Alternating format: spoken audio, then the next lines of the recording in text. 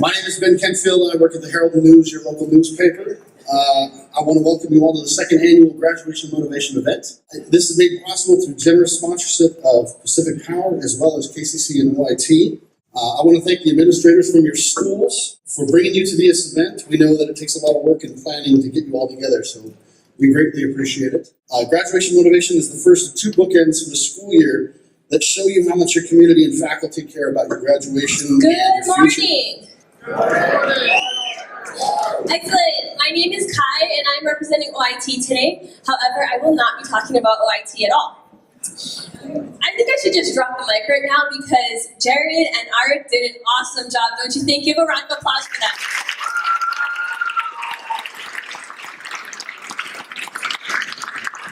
It is an honor to be spending time here with you guys this morning.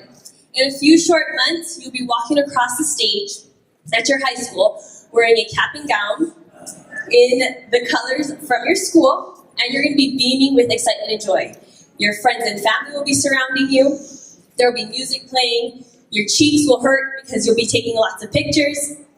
You'll be giving lots of hugs and high fives. You are going to be the center stage. All eyes and focus on you. This upcoming day in June will be more exciting than your kindergarten graduation, where you thought you were as cute as a button and perhaps missing a few teeth. This upcoming day in June will be more exciting than your graduation from elementary school, whether that was 5th or 6th grade. And surely at that time you thought you were the top dog. This upcoming day in June will be more exciting than your 8th grade graduation. A lot of you girls especially cried because you thought you weren't going to see your friends, but then you saw them the next day or at some point within the summer months. You were incredibly awkward, but you sure thought you had swag. This upcoming day in June, you will feel respected, loved, valued, and worthy of praise for reaching such a huge accomplishment and for graduating from high school.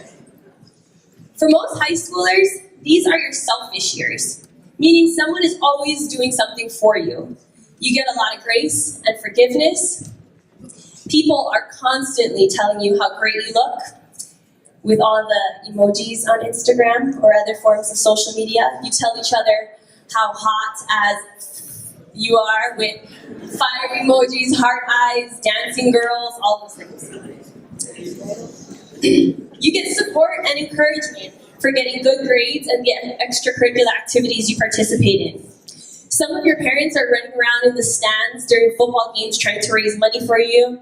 They're asking for others to donate money for 50-50 raffle tickets and whatnot, while you're just cheering on the side. You get written about in the newspaper, you receive awards and kudos, and before you get your license, or if you don't have a car, someone is dropping you off and picking you up. Your teachers and administrative staff put in tons of work and extra hours just to make sure that you are having fun. There's a lot of attention on you and surrounding you, and that's all awesome. That's the way it should be in high school. But you can't forget that while it might be about you, there's someone out there that's rooting for you, helping you, cheering you on, and running the show to make sure that you get to do you. In 2008, I was in your position. Gosh, that seems like a long time ago. I walked across the stage at my high school, and I was 17 years old when I started school at Oregon Tech. Talk about a transition coming from Hawaii to Klamath Falls, Oregon. My parents always wanted me to go to college, and that was always on my plan as well. How that would happen, though, that was totally up to me. You see, my parents did everything that they could in order to help me, but I was the oldest of 5 kids, and my parents not knowing a lot about college or the college process, it made it a little bit more challenging, and I was kind of the guinea pig. If you feel like you are in a similar situation, I highly, highly encourage you to invest some time to learn about the college process. Reach out to your counselors, attend college presentations, and really learn about the college process. It was the best decision I made as a senior, and I'm sure that it will be the best decision you can make as a senior as well. I would give up some of my lunchtime periods to spend time in the counselor's office just so I could fill out applications. I could write letters to request letters of recommendation from my teachers and coaches, and I listened to all of the college presenters that came to visit. It might be tempting instead to go to the bathroom and look at yourself for 20 minutes or to hang out with your friends in the lunchroom or sit in the hallways. But I highly, highly encourage you to resist the urge to do that and fill your brains instead of looking at the mirror just at yourself. It's not going to get you very far. Still to this day, I have great respect and appreciation for those that helped me to leave my nest at 17. Those who gave me advice, gave me hard truths, and truly cared about me being the best version of me. Those that packed my shoes. I'm going to share a short story with you, one that has resonated with my heart for a while now, and I believe that the takeaway message is really powerful. Some of you have heard this story, and some of you, this might be new. Either way, I hope that it resonates with you as well. It was a hot day on May 19, 1967, and U.S. Navy pilot Charles Plum was one of the pilots for the F-4s, the aircraft carrier Kitty Hawk. It was his 75th mission over North Vietnam. From the corner of his eye, he saw the white plume of a surface-to-air missile arch up towards his aircraft. Seconds later, an explosion rocked the Kitty Hawk and inverted it. Charlie fought to right the aircraft in order to be able to initiate the ejection system. As the aircraft plummeted towards the earth, he somehow got it right side up. He reached up over his head with both hands and pulled the ejection shield over his face. Instantly, the cockpit cover was blown from the aircraft, and a split second later, the rocket under his seat launched him out of the aircraft with a force of 18 Gs. That's enough to tear somebody's arms and legs off if they're not held tight to their body. After what seemed like an eternity, but was merely just a few seconds, he heard the whoop sound of the parachute open up above him. He looked up. Good. 15 of the 18 panels of the parachute were still there. Only 3 got blown out. Anti-aircraft rounds were exploding around him. Charlie started to destroy his flight schedules book and then searched for a safe place to land on the ground, but there wasn't one. He landed in a rice paddy and was quickly surrounded by a group of local farmers who hit him with their shovels and their hoes and put him in a pen with their water buffalo and to try to goad the buffalo to gore him.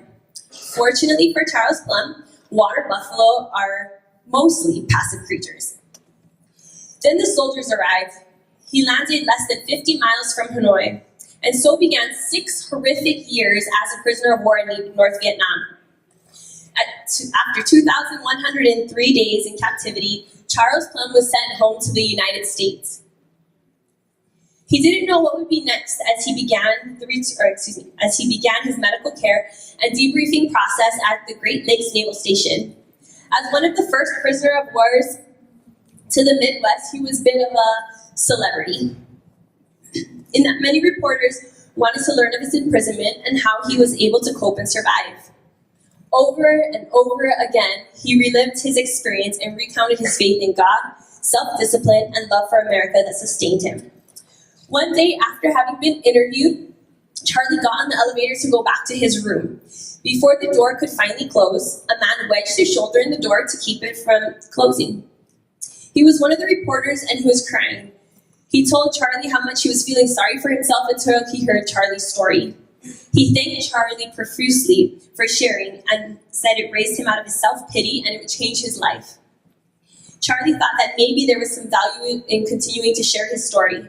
Thousands of speeches and presentations later, U.S. Navy Captain Charles Plum continues to inspire and motivate audiences all over the world.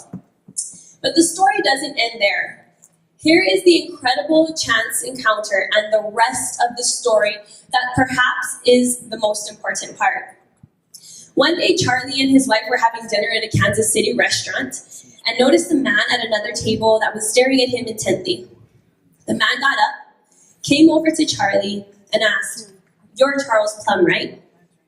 Charles said, "Yes," trying to think who this man was and how he knew him. The man continued, "You flew fighter jets in Vietnam from the aircraft carrier Kitty Hawk. You were shot down. You spent 6 years as a prisoner of war in North Vietnam." "How in the world did you know that?" asked Charlie. "Well, "I packed your parachute," the man said.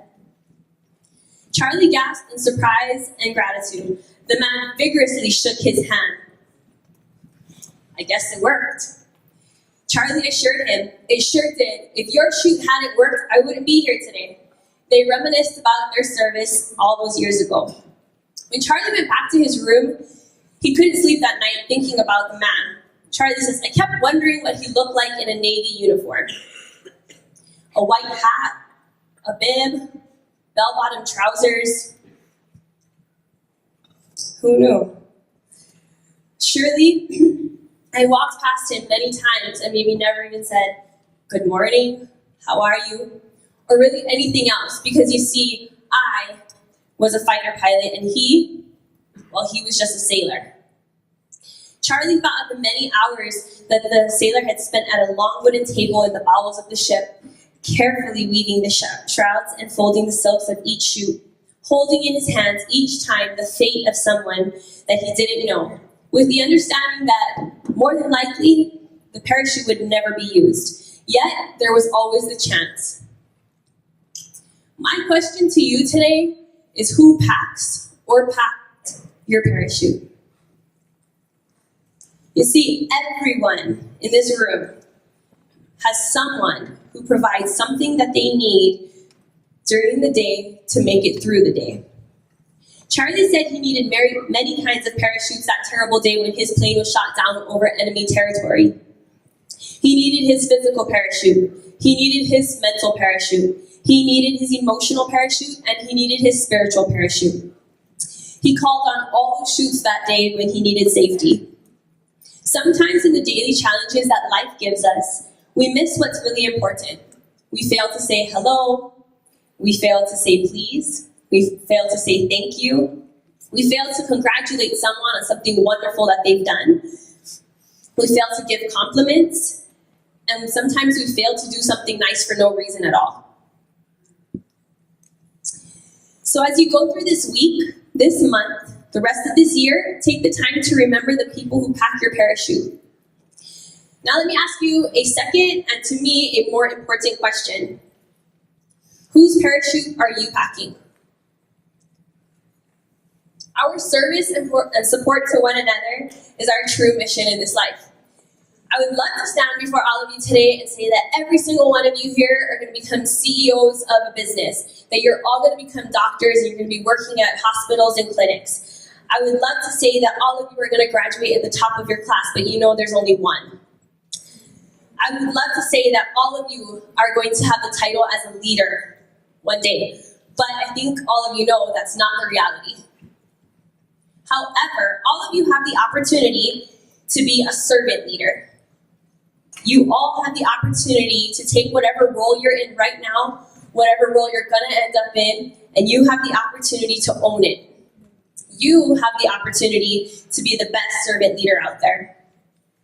There's these two young fish swimming along, and they happen to meet an older fish swimming the opposite direction, who nods at them and says, "Morning, boys. How's the water?"